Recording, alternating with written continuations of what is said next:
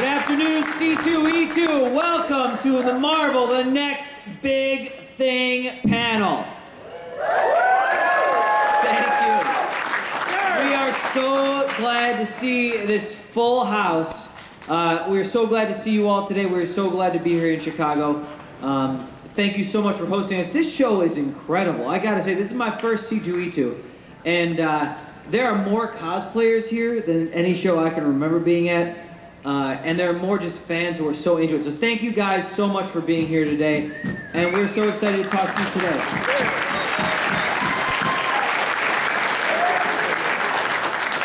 Why don't we start talking about who is up here at this table? Because I honestly don't know. Mike Marts, Executive Editor. Fresh from the competition. Hello, everybody. We plucked him back. How's it feel, Mike? It's like putting on an old shoe, Nick. An old shoe? Well, that's quite a compliment. A really powerful shoe. A shoe that makes a lot of great movies.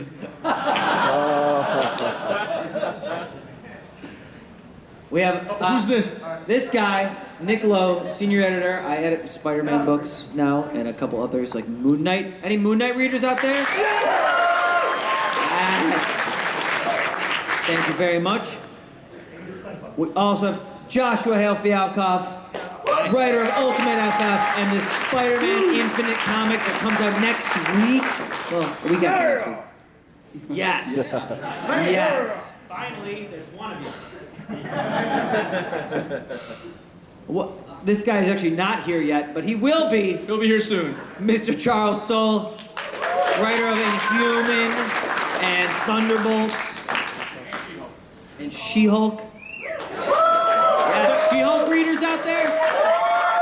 Oh yes, it's such a good book. I was so pleased to see a She-Hulk t-shirt at the Read booth right in the entrance of the thing there. Here comes Charles. Yes. You know, it's kind of weird to be walking up with the big head. Yes. Charles Soule, ladies and gentlemen. And the just announced Death of Wolverine miniseries. This guy's killing Wolverine. What the hell? He deserves it. He deserves it. That guy was so excited that you're killing Wolverine. He must hate Wolverine. Anyway. The youthful James Robinson, writer of Fantastic Four and the New Invaders. And that is an actual monkey in the picture with him. He actually told us the story behind that. That is not Photoshop. That is a live monkey. Who I hope is still alive. I don't know. Maybe Charles will kill him in a miniseries too. Who knows? Mr. Mahmud Asrar, artist of Wolverine and the X-Men.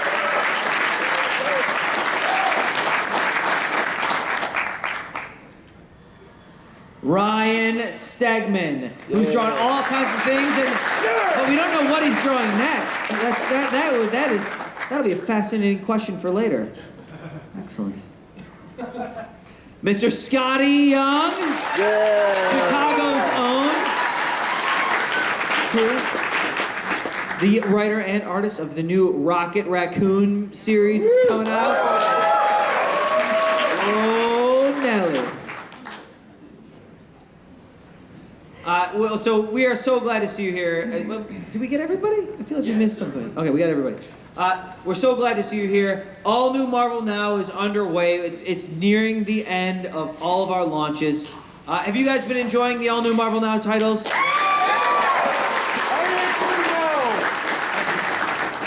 Books like Inhuman, the new launch of Wolverine, Ms. Marvel. Yeah. And if you're a Ms. Marvel fan and haven't yet watched Sana Amanat's TED Talk, you gotta watch it. Just search it, TED Talk, Sana. She's the editor of Ms. Marvel, co-creator as well. It's brilliant. Wolverine the X-Men, drawn by our friend at the end of the panel here. All New Invaders by James Robinson right there.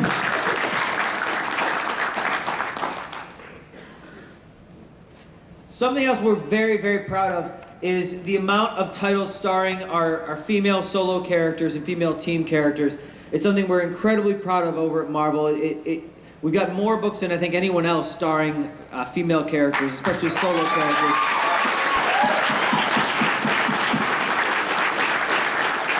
I think the newest one out is Elektra, which just came out this past Wednesday. It's amazing. Oh, dear It's Lord. amazing. Dear Lord. Hayden Blackman and Mike Del Mundo. Mike Del Mundo is a sick individual. He's a monster. He is an absolute monster. Yeah. A very nice man. Yeah. He has no idea that he will crush us all. Yeah. He may destroy every single person in this room just by his art. He's amazing. Yeah. I need people to know this about Elektra. There are 2 4-page spreads Yeah. in Elektra. Not double-page spreads. 4-page spreads that connect. Amazing. It's just incredible. If you haven't gotten it yet, I believe there are many retailers downstairs who would love to sell it to you. Beautiful. And we've got She-Hulk, which has been performing extremely well. What's it like been launching the She-Hulk series? You know, it's been unbelievable. The idea that people would react the way they have been to a series that is kind of a legal drama about, you know, She-Hulk of all people, who's amazing, but still she's She-Hulk. It's been unreal, and thank you so much for supporting it the way you guys have. And it's gonna stay. It's gonna stay. If you like how it's been, it's gonna stay that way. We got more good stuff to come. And then we wanted to talk, Mahmud, what has it been like drawing Wolverine the X-Men so far? It's brilliant. But it's kind of intimidating because the writer Jason Latour is an amazing artist himself. So like, I feel like this pressure on me all the time. So like, I try my best, But it's a lot of fun, yeah. Excellent. On Inhuman, we got Charles here. Charles Soule is the writer of Inhuman. Thank you. Thank you. Can you tell us a little bit about Inhuman, about the book and how it works and what they can expect? Yeah, absolutely. So the idea with Inhuman is to take a group of characters that were essentially just kind of a royal family that showed up in a bunch of kind of big cosmic events and stuff like that from Marvel since the Kirby Lee days, and really kind of blow them up and make them into something much more than they were before. And so the idea is that in all different corners of the Marvel Universe, these Inhumans are popping up, who basically are ordinary people like anyone in this room. And there's this, there's this cloud of crazy gas called Terrigen going all around the planet. And when it touches people, most people have no reaction at all. But every once in a while, you change into some incredible superhero, superpowered person, very different from your own self. And so that's affecting people all over the world. And so the book has this great global scope as that cloud goes all around the planet, touching people and sort of changing their lives. So it's about how these people's lives are changed and also how these new Inhumans are interacting with the Marvel Universe. It's almost like Pokemon, like everybody's trying to grab them up and catch them and seeing what they can do with them. So it's, You do have to catch them all. You gotta catch them all. You gotta catch them all. So it's great for me because it's almost like this big epic sci-fi fantasy series touching every aspect of Marvel. I get to pull in any character I want and do stuff with them. It's super cool, and I think you guys should all read it like 5 times. And Ryan Stegman, why does Wolverine have a gun there? Is it because you're a gun enthusiast? Yeah, it was all my idea. No, I don't want to spoil anything.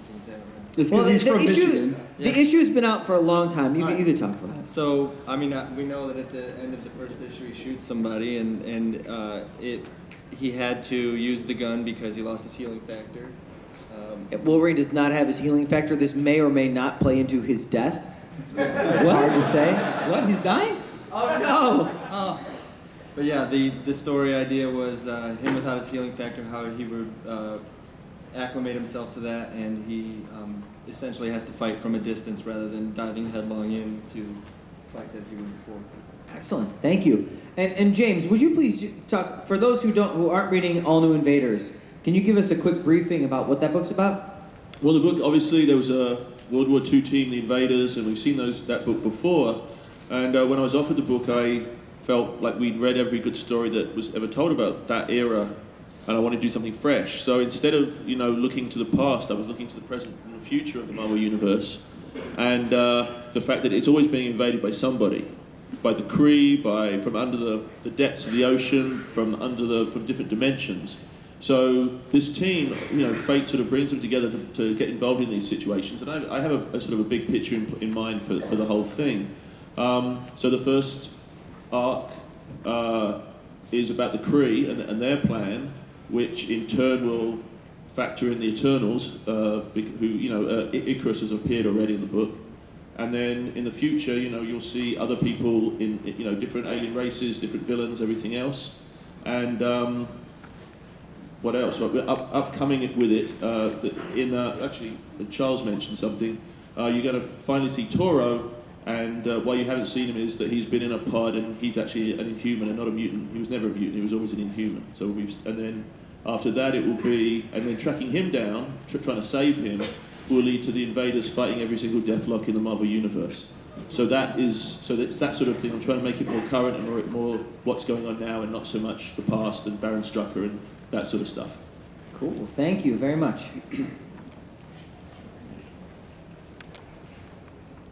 Now there's another Woman of Marvel book that is coming up that we haven't yet told you about. Mike, can we reveal this yet? We can't reveal it right now, but I can say come to the Wolverine X-Men panel tomorrow, Sunday at 1:15, and we will be able to tell you. Wait a second. Wait a cotton picking minute. Am I right in guessing that this might be an X character? It could be an X character. It is. Jubilee! It's an X character. Start guessing. You've got about 18 hours. Yep. If you want to know, you got to come to that panel tomorrow. I'm sorry to say, but that's just the truth. It's just the truth. Come on, Jubilee, man. They are. Now, again, we were talking about this briefly before, but we got some Ms. Marvel readers out there. We've got a couple incredible issues coming up. Issue 6 in July, of course, written by G. Willow Wilson, but she's going to be joined for a couple issues by Jake Wyatt. Now, I don't know if you guys know who Jake is. He drew an incredible Hulk special for me last year, and he is amazing. You can find him on Tumblr, Jake Wyatt Riot. He's been working on the Teenage Mutant Ninja Turtles TV show for a couple of years now, but he is just incredible. So you got to make sure you pick up Ms. Marvel number 6. Now, something we haven't talked much about, I don't know if you guys are familiar, if you remember the Young Guns from years ago. We picked out 5 or 6 of our finest younger artists. We want to do the same thing again to kind of put a big old spotlight on some of our greatest emerging talents. And actually, some of them are in this room today. Some of them. Why don't we start talking about who this is, Mike? Let's see who they are. We have Sarah Pichelli, who's been drawing a bunch of Guardians of the Galaxy. Absolutely. And we'll have news soon on her exciting next project. Valerio Skottie, who you've recently seen on Avengers AI, some Thor books, stuff like that, who's got some incredible stuff coming up that we'll be talking about a little bit later in this panel. We've got Nick Bradshaw of Wolverine the X-Men fame, who's now drawing Guardians of the Galaxy. A Canadian. We let him in. David Marquez, artist of Miles Morales, the Ultimate Spider-Man. And then maybe 2 other fellows. Yeah, really? Mr. Mahmud Asrar, artist of Wolverine the X-Men, right here. And Mr. Ryan Stegman, artist of Wolverine, and something we're going to be talking about here. But at Marvel, we very much believe that every height that we can rise to, every great story we tell, is very much on the shoulders of our creators. We believe firmly in the writers and the artists that we put on these books. And so something like this with the all-new Young Guns, we want to make sure that you guys are taking notice of the people who are putting their heart and soul into these books. And for something like this, we want to put a spotlight on the next generation of all-stars, of comic book art all-stars. And we're so proud of this lineup right here. Yeah, because if you look at the Young Guns of years past, they are the leaders of the art side of Marvel Comics today. Olivier Coipel, Steve McNiven, Jimmy Chung, Trevor Harrison, I believe, is one. All kinds of incredible artists. And so this is the next murderer's row of comic artists. Pretty dark. And they're all murderers. pretty dark dude, Nick. You're a pretty dark dude. Right? They're just gonna murder everybody in here. Close the doors, red wedding. Oh no! Eat all the chickens. So to put a spotlight on these guys, Mahmud has been doing an amazing job on Wolverine and the X-Men. Issue 6 is coming up. Mahmud, can you tell us a little bit about what we can expect in these upcoming issues of Wolverine and the X-Men? It's too difficult. I mean, we're trying to keep the humor side of the book, but we've got some heavy stuff coming up. And there's this new character you can see over there in the picture. It's gonna have some big ramifications with the story. So it's pretty exciting, you know. We're looking forward to it. Awesome. Thank you so much, Mahmud. No. Mike, you edit Guardians of the Galaxy. You want to talk about what's coming up there? Yeah, we've got a really exciting 3-issue arc that Nick Bradshaw is drawing, and Bendis is doing what he does best. I mean, this is a space opera. It's a huge cast of characters.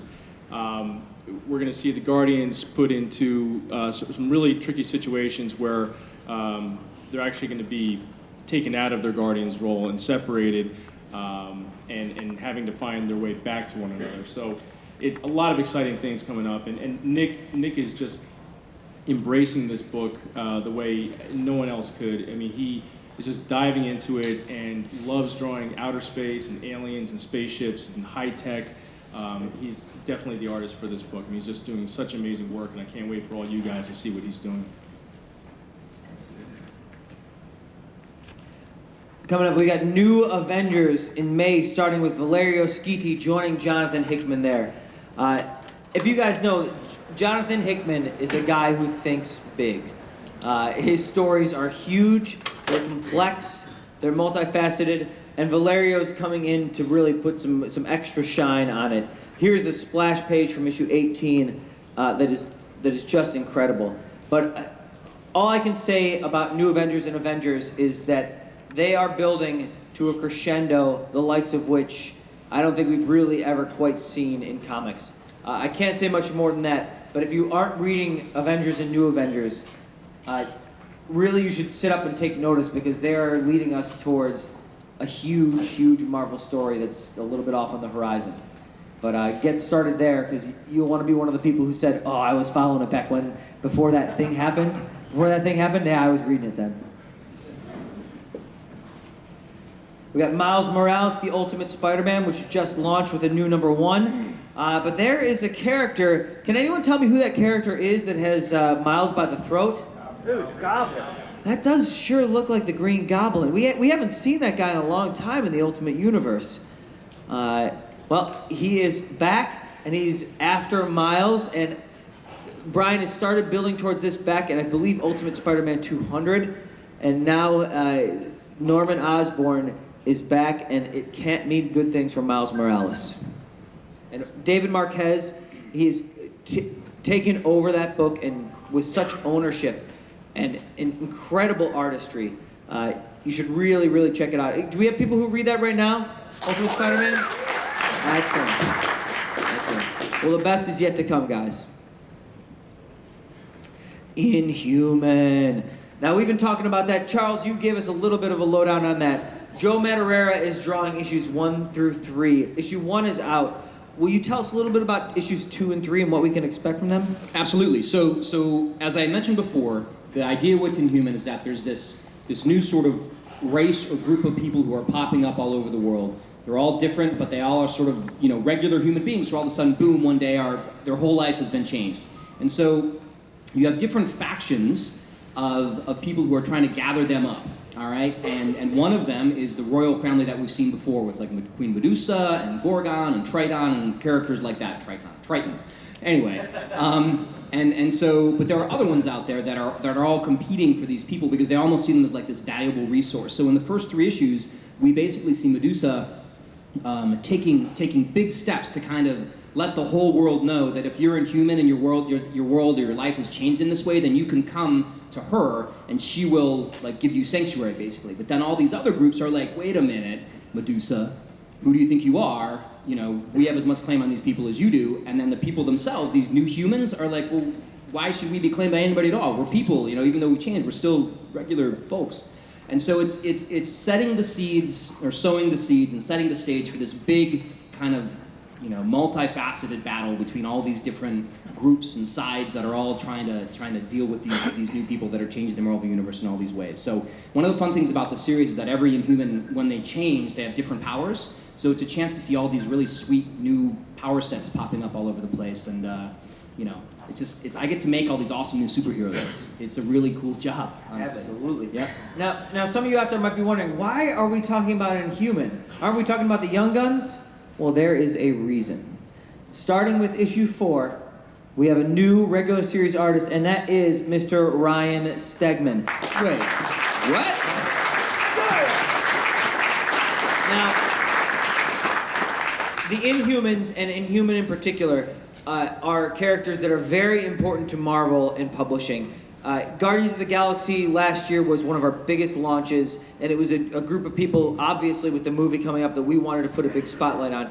Inhuman is another, and so when we knew that Joe Madureira was going to be around for issues 1 through 3, but we wanted to pick an artist to be the regular series artist for this book, but we needed it to be someone who could bring the scope and the impact necessary to make this be an important book. And Ryan was our first choice for that. Ryan, can you tell us a little bit about your approach on this book and what you're going for on it? Well, so far my approach has been to take far too long on the pages because I want to build the whole world, so I'm putting a lot of effort into the backgrounds and everything because, we have these new places and things that you haven't seen before.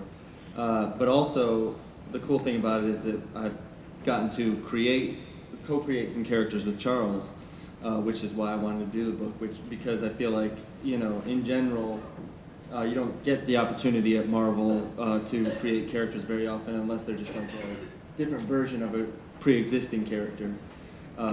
So we're creating brand new characters. One of the first things I did when I got the job was I started talking to Charles about a character that I wanted to make, and I got the first script, and he was like, "Put her in the background, and we're gonna use her in the next issue and all this stuff." So I mean, it's really exciting to get to make. Can I just say that, not to jump in, but I've been fortunate to work with a lot of fantastic artists on a lot of great projects, and there's always sort of this like getting to know you period, and that period was like 2 emails with Ryan, like where I think we clicked like very, very quickly, and the concepts and the way he's developing the stuff that we're both coming up with is like, it's really, really great, and I cannot wait to see where it's going to go, and I'm super excited that you're the guy to do this with. It's really great. Yeah.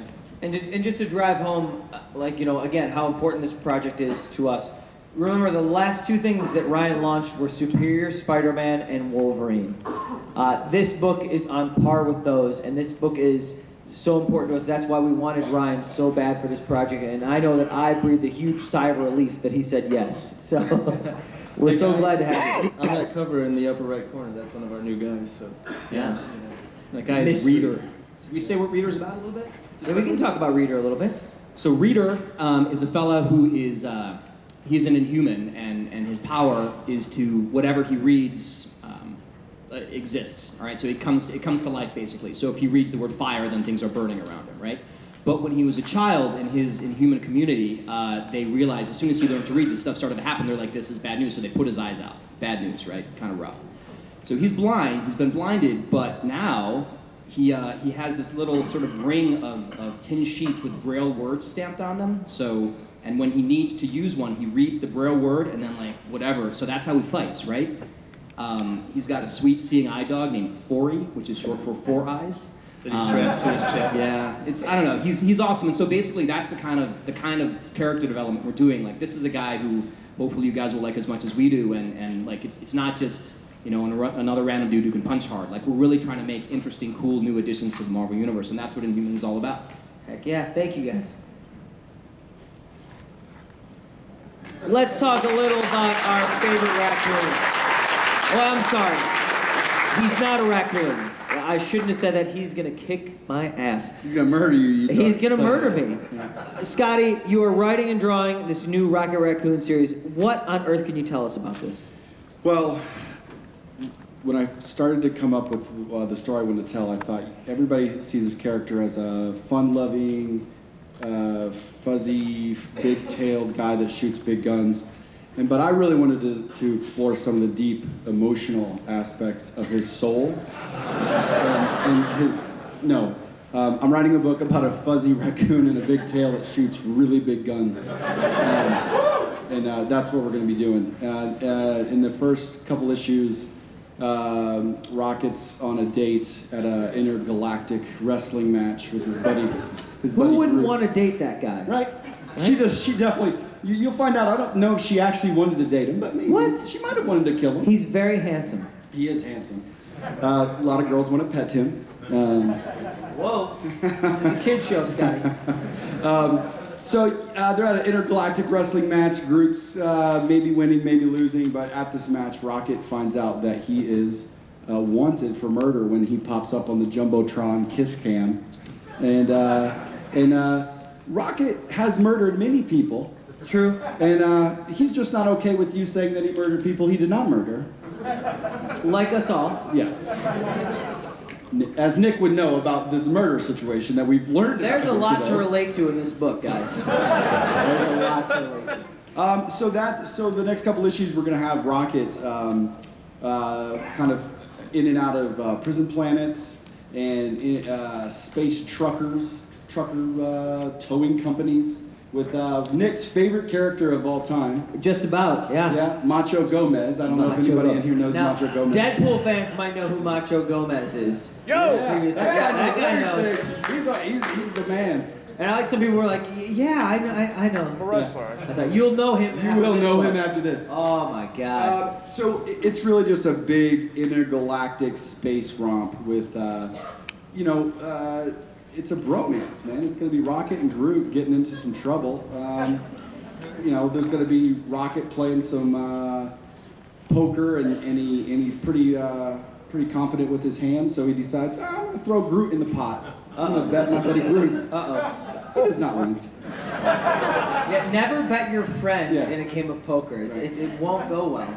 It won't go well. So it's me writing and drawing, and I brought my right-hand man for the last 6 or 7 years, Jean-Francois Below on colors, who is just a monster. He did all the Oz books with us over the last 6 years. I think we got some pages here we can show off of number 1.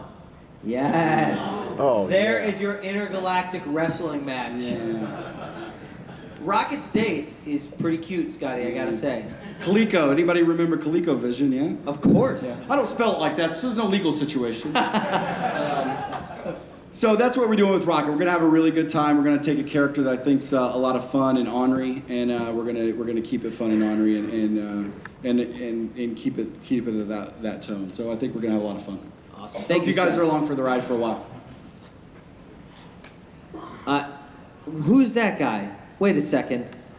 I believe that is our good friend, Mr. Star-Lord, but why is he on a slide, Mike? Could be because we have a brand new series, Legendary Star-Lord, launching in July.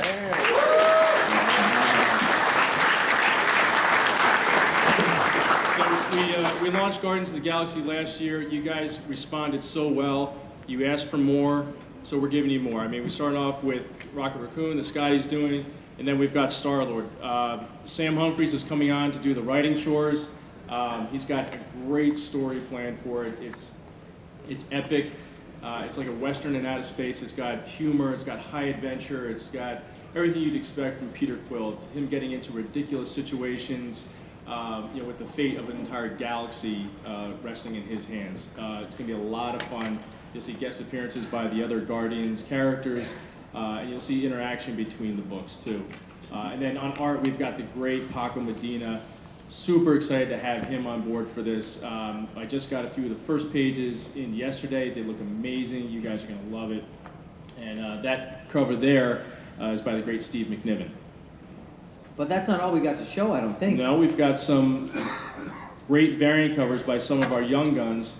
David Marquez, Ryan Stegman, Mahmud Asrar, Valerio Skottie, and then we've got the other two young guns, Sarah Pacelli, and who am I leaving out? I think there's only 5. No, there's 6? Who are we leaving out then? Nick Bradshaw. There we go.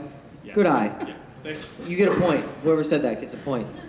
And it was really cool. We every 2 or 3 times a year we have a Marvel editorial and creative summit, and it was really cool talking about Star-Lord there. And Sam and Brian Bendis were having all kinds of little conversations about things, all things cosmic.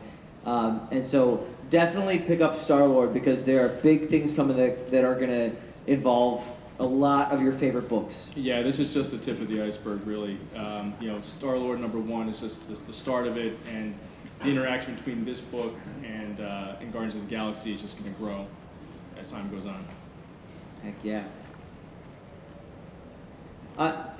All New Marvel now is kind of there are so many cool titles, and the Ultimate Universe has their own Ultimate Marvel now.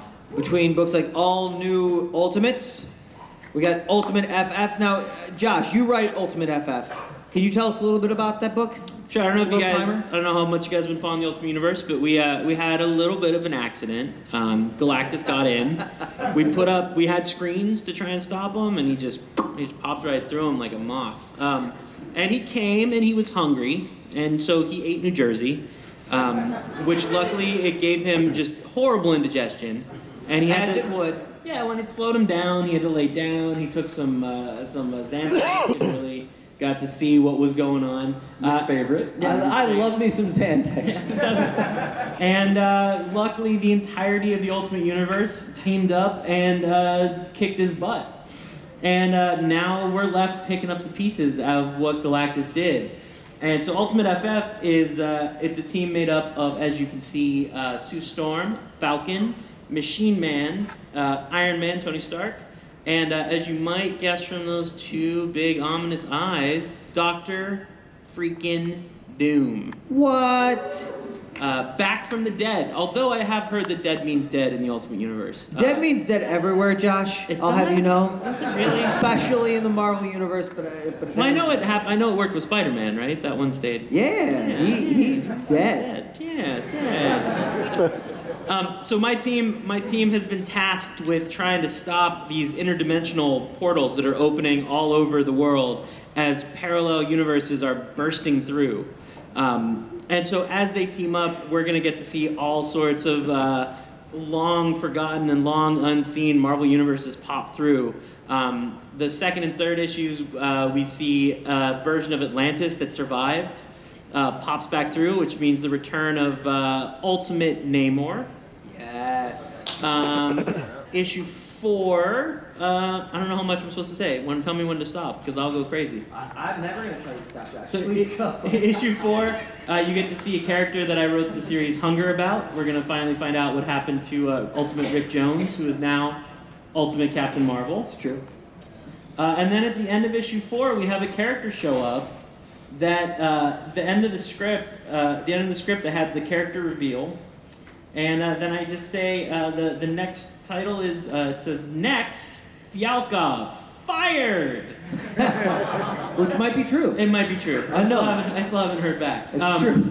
We are doing, one of the things that's great about the Ultimate Universe, and like the thing that we've all been tasked with, is to make the craziest books we possibly can. We can do things that you can't do in the other universes, and we do constantly. It's true. And it's something, Michelle, Brian, and I talk frequently. We're all following each other's books, and the thing that sort of unites all of us is we all love the Ultimate Universe. Like it was a gateway for me into comics. Obviously, it's Brian's. It's something that for Brian is very, very close to his heart. And we kill ourselves to make the absolute best books we possibly can. So check them out, and it's all a great jumping on point. It's true. It's true. Also, Doom has goat legs. Did you guys know about the goat legs? Let's hear it for goat legs, everybody. I love it. Yeah! I told sales and marketing that it should just be pictures of goat legs on the covers, and they wouldn't listen to me. And Gabriel went.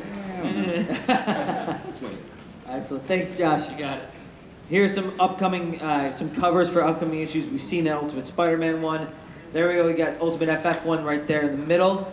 That's some scary looking stuff going on. Well, we have starting on issue 4, we have Andre Arroyo's joining us on art from Avengers AI, and oh my God, is it awesome looking. So good. So good. And that is a terrifying all new Ultimates cover. That is some scary business. Awesome. Now, we are in the midst of celebrating the 75th anniversary of Marvel. It's something that we are so happy is going on. We're so proud of the history that has been going on, and we hope you guys are enjoying what's happening there too. We got some really big things planned that we're not quite ready to announce, but something we are ready to announce is actually the 100th anniversary of Marvel. Now, when we were planning out, it's true. When we were planning out a lot of the core series 50th anniversaries and then Marvel's 75th anniversary, we were sitting in a meeting, and Steve Wacker, former senior editor up at Marvel, he's now over in animation with Marvel, he had the idea, wouldn't it be cool if we put out books that were from, the 100th anniversary of these characters? Where will we be in another like 50 years of publishing? And so we hatched this idea to do these books as if they'd come from, the 100th anniversary of the Fantastic Four and the X-Men and all that kind of stuff. And we've got an incredible plan. If we actually go back one, we've got five tie-ins. We've got the 100th anniversary of Avengers #1, which is by James Stokoe. Anybody know who James Stokoe is here? Yes, he is so ridiculously talented. He writes and draws a book called Orkstain, which is one of the more insane things. Don't talk about the details of that book. Yeah, we will. Wow. Yeah, and this is a kids panel, so This is definitely, we'll keep that kind of quiet. Let's just say the currency in that book is interesting. But James came in with some incredible ideas. You'll recognize some of those. That looks like Beta Ray Bill. Is that Rogue? Doctor Strange?